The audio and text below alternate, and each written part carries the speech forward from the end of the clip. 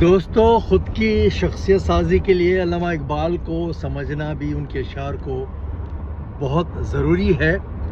دو ایک اشعار میں آپ کے سامنے پڑھتا ہوں، اس کا میننگ بھی۔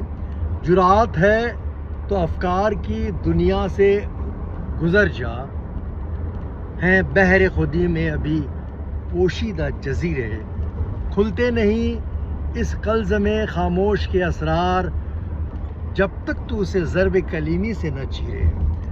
اس کا ترجمہ یہ ہے کہ جرأت ہے تو افکار کی دنیا سے گزر جا، اگر تم میں ہمت ہے تو عام معمولی خیالات سے بڑھ کر نئے خیالات اور گہری سوچ کی دنیا میں قدم رکھ۔ دوسرا مصرع ہے بحر خودی میں ابھی پوشیدہ جزیرے، تمہاری اپنی ذات اور صلاحیتوں میں ایک سمندر چھپا ہوا ہے۔ اور دوسرا شعر ہے اس کا پہلا، کھلتے نہیں اس قلز میں خاموش کے اسرار۔ قلز میں خاموش یعنی بے حد گہرا اور بے آواز پرسکون سمندر، تمہارے اندر کا یہ گہرا سمندر اپنے راز نہیں کھولتا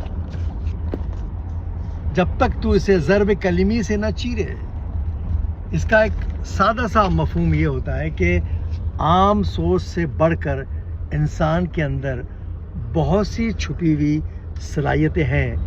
یہ صلاحیتیں خود ظاہر نہیں ہوتی، ان کو ظاہر کرنے کے لیے ہمت، محنت، جد و جہد اور مضبوط ارادہ ضروری ہے۔